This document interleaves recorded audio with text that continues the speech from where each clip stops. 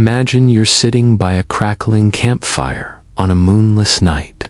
The sea lies dark and silent behind you, waves lapping against the shore in rhythm. A hush falls, and you lean forward, drawn by the promise of something uncanny. Now, close your eyes and picture this. Thousands of feet beneath the ocean's surface, in total darkness, a colossal city lies buried, its streets and buildings waiting, like ancient ghosts, for someone to uncover their secrets. What if you whisper to your friends, beneath the blue depths off Cuba, there is a hidden city that time forgot? Would you dare to dive into depths so dark, so cold, that even light struggles to reach them? What truths might lie in the shadows, ruins of a civilization lost, or illusions cast by nature's hand? Today, we journey down into those waters, chasing sonar echoes and half-glimpsed shapes to ask, is this the Caribbean's own Atlantis? This is not a story of myth alone, but one woven from real sonar maps, daring explorers, conflicting theories, and unsolved riddles. Welcome to the channel. Subscribe and hit the bell icon as now I narrate the tale of the Cuban underwater ruins, how they were first spotted, what those images might mean, and why so many scientists remain divided.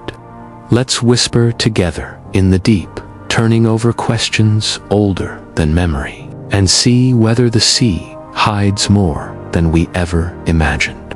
Close your eyes now and imagine you are aboard a small research vessel rocking gently under a starless sky. On that vessel are two explorers, Paulina Zalitsky and her husband, Paul Weinsweig, commissioned to sweep the ocean floor near Cuba's western tip with side-scan sonar. Their mission is mundane: search for old shipwrecks, map the seabed. But on one fateful mission in early 2001, something extraordinary flickers onto their screens. The sonar returns show not random rocky outcrops, but sharp geometric shapes arranged in patterns, straight lines, right angles, blocks that look like they were carved and placed in an area covering about 2 square kilometers, at depths between 600 and 750 meters. These structures appear almost like the grid of a city: pyramids, circles, corridors, walls. The couple's breath catches. Could this be the trace of a sunken metropolis? They return with a remotely operated vehicle, sending down cameras, sonar passes, and video imagery.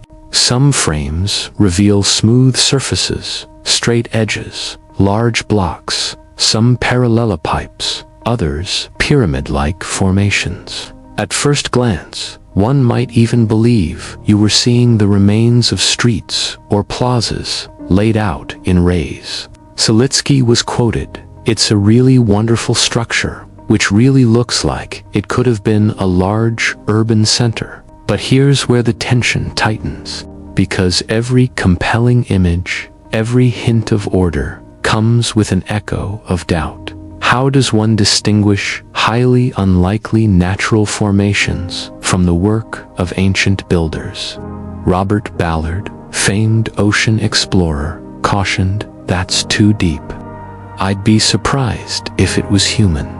He reminded others that sonar images can be deceptive. Like ink blots, we tend to see what we want to see.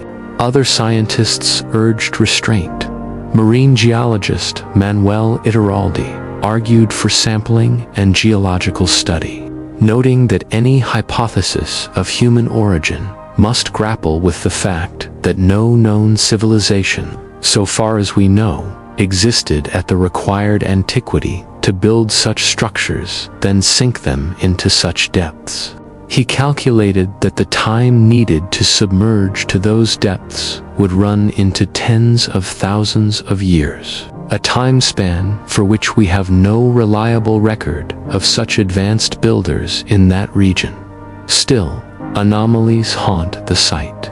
In sonar maps, there appear to be walls or corridors, repeated patterns, alignments rotated slightly from cardinal directions. Some formations resemble amphitheater-like depressions. Others look almost like terraces. If natural, what force could sculpt stone blocks meters long and polished faces under deep pressure? Volcanoes, tectonic shifts, erosion. But those explanations strain credibility in these specific patterns.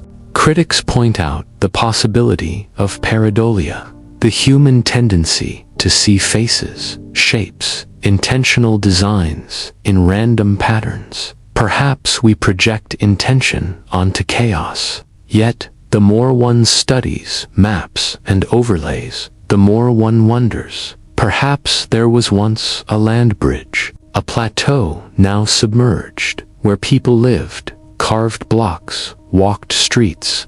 As sea levels rose over millennia, entire settlements slipped below the waves. Some have speculated that as recently as 50,000 years ago, land masses might have dipped or shifted. But then the hardest question of all, why has no major expedition descended to confirm or deny these claims?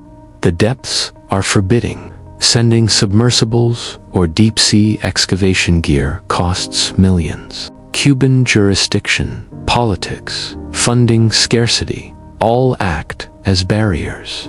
Moreover, many in the scientific community are wary of chasing sensational claims without rigorous proof. Thus, the story often falls between hype and hush. There is also the possibility that whatever was once there did not sink intact. Erosion, collapse, shifting sediments may have erased the finer human details. What we see now could be the skeleton of structure, the echo of a plan, rather than intact buildings. Perhaps metal or organic materials have long since dissolved or decayed. Yet the mystery remains magnetic. When the media caught wind, headlines spoke of Caribbean Atlantis, of lost cities and sunken civilizations. But Zalitsky herself warned, to leap to Atlantis is irresponsible without solid proof. Other underwater enigmas offer comparisons. Off Japan lies the Yonaguni Monument, submerged terraces and steps that some believe to be man-made, others insist are natural. The Cuban site invites the same struggle between wonder and skepticism. I want you to feel this. As you peer over a dark ocean floor, you see rectangular blocks aligned, a corridor, a wall. You feel a chill. Was this once walked by flesh and bone, now drowned by time and water? Or is it simply a stone formation twisted by pressure? The deeper you peer, the more the shapes both clarify and dissolve.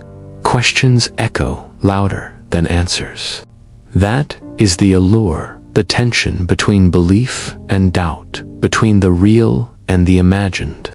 And so, as our night beside the fire winds down, we come to the stillness and the questions. What lies beneath those Cuban waters? Are those neat edges and repeating lines the skeleton of a long-lost city, or illusions shaped by time and geology? The sonar maps entice with possibility. The depth and silence challenge us with skepticism.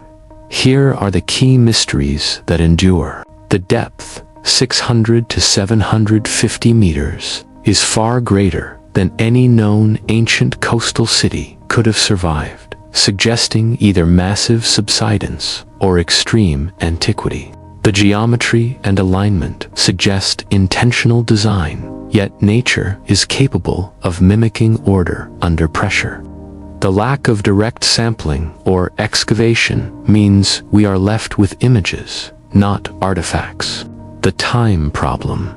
to sink so deep implies a time scale that precedes known civilizations in the region.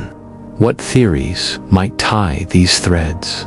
Perhaps this was a civilization so old it belongs to a chapter of human history we've yet to glimpse, lost to upheavals, sea rises, earth shifts. Maybe it was once part of a larger plateau, submerged by rising oceans or tectonic collapse.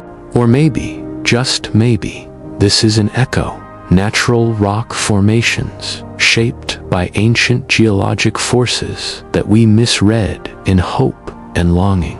The truth, as ever, may lie between our dreams and our doubts. So here's where you come in. Friends around the fire, what do you believe? Could this be proof that our understanding of antiquity is far too narrow? Or is it a humbling reminder that nature's designs sometimes mimic our own? I invite you to write in the comments your theory, your skepticism, your wonder. Let's continue this conversation under moonlight and sonar. And maybe someday someone will dive that deep and bring up the definitive answer. Until then, may we remain curious, cautious, and always open to the deep stories the sea whispers in its sleep.